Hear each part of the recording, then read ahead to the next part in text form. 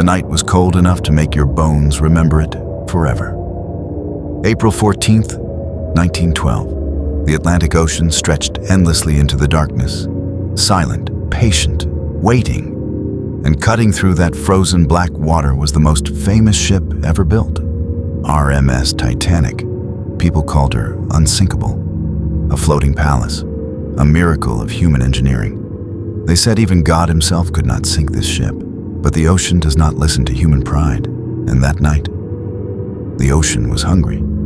They said this ship could never sink, but what they found in the dark that night turned luxury into a floating nightmare.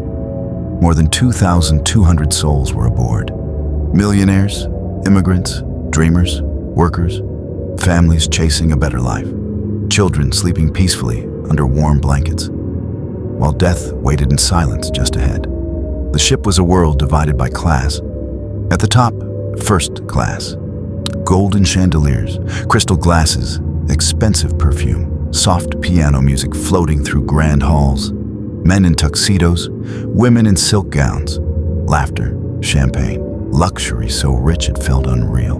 Below them, second class, comfortable cabins, respectable travelers, teachers, merchants, families with hope in their luggage. And far below, third class, crowded rooms, narrow beds, immigrants packed together with dreams bigger than the ship itself.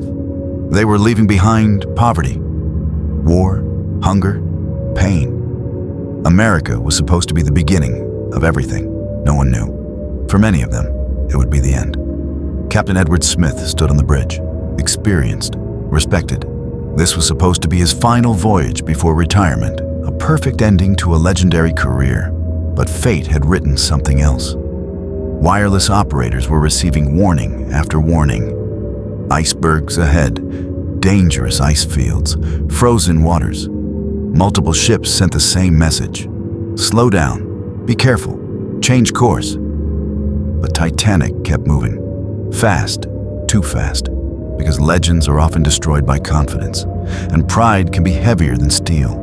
That night, passengers danced. Some played cards. Some stood on deck, staring into the stars so bright they looked unreal. The sea was strangely calm, too calm. No waves, no moon, just endless blackness. Perfect conditions for disaster. Because without waves breaking against ice, icebergs become invisible monsters, silent, still, waiting. High above the deck, in the crow's nest, two lookouts searched the darkness. Frederick Fleet rubbed his freezing hands. His breath turned white in the air. His eyes scanned the horizon. Nothing, nothing, nothing. Then, something, a shadow, a shape darker than the darkness itself, straight ahead. Huge, impossible. His heart stopped. He grabbed the warning bell. Ding, ding, ding. 3 sharp rings. Iceberg directly ahead. He picked up the phone. Iceberg right ahead. The bridge exploded into motion. First Officer William Murdoch reacted instantly.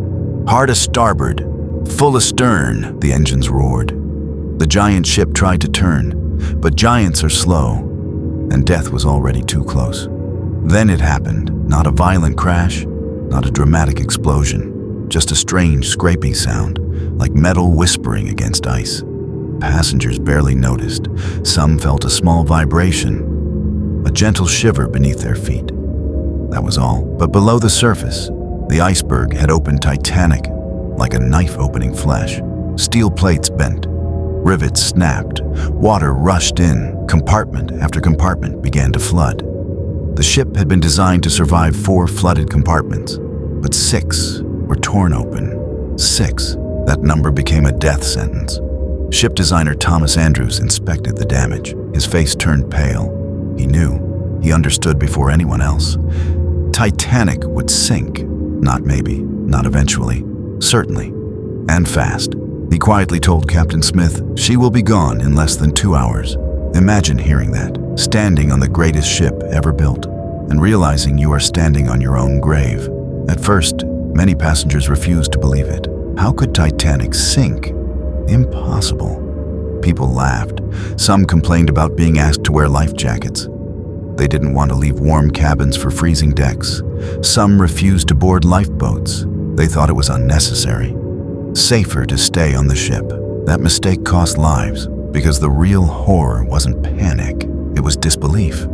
And then came the second nightmare. There weren't enough lifeboats, only enough for around half the people on board. Half. Because regulations were outdated, because people believed the ship itself was the best lifeboat, because no one thought the Unsinkable could sink. Now math became murder. Who lives? Who dies? Who gets chosen? Who gets left behind? Women and children first.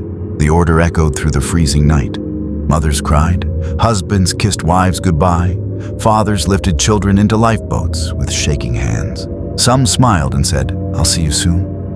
They were lying, or maybe they needed to believe it themselves.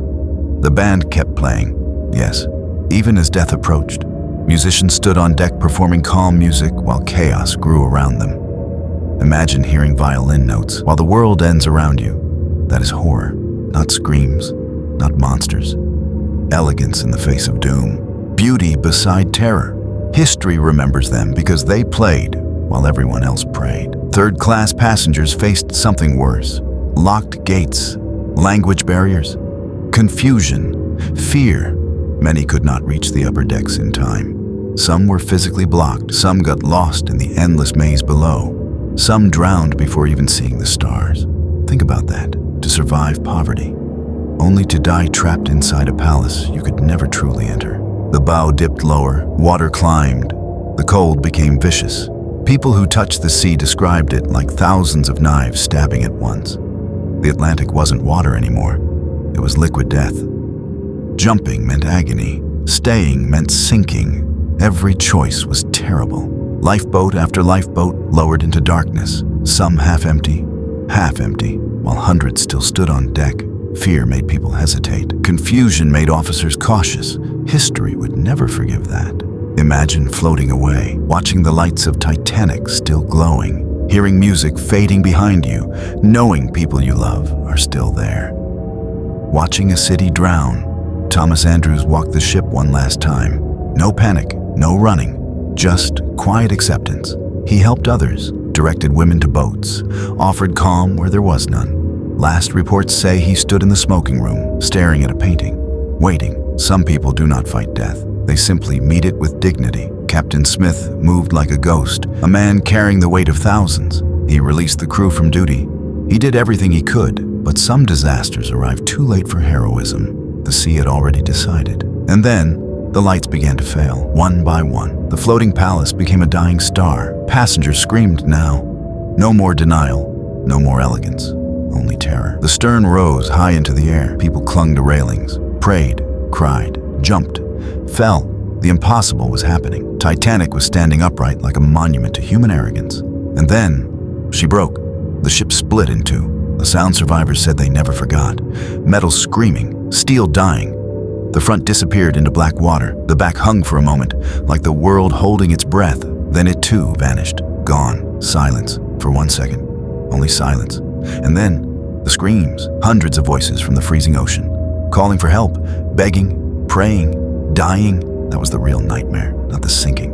The sound after, because lifeboats floated nearby, close enough to hear, far enough not to save most of them. Many feared returning, afraid desperate crowds would overturn the boats. So they waited, and the voices slowly disappeared, one by one, until only silence remained again. A silence colder than the ocean itself.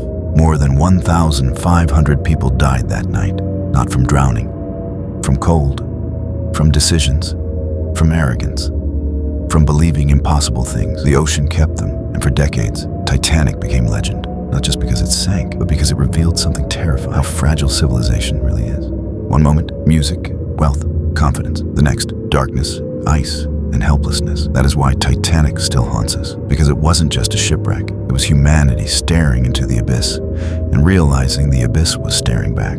Even now, deep beneath the Atlantic, Titanic rests in darkness, broken, silent, rust slowly eating what pride once built. Shoes still lie there, suitcases, fragments of lives interrupted, ghosts without bodies, memories without voices, a graveyard where the ocean keeps its secrets. Divers say the silence down there feels wrong, heavy, like the ship still remembers. Maybe it does. Maybe some tragedies never end. Maybe they simply wait. So next time you hear the word Titanic, Don't think of romance. Don't think only of luxury. Think of the cold. Think of the silence. Think of the last violin note fading into the night. Think of fathers waving goodbye. Think of children asleep, never waking. Think of the ocean, patient, dark, hungry. Because on April 14th, 1912, the world learned a lesson written in ice. Nothing is unsinkable.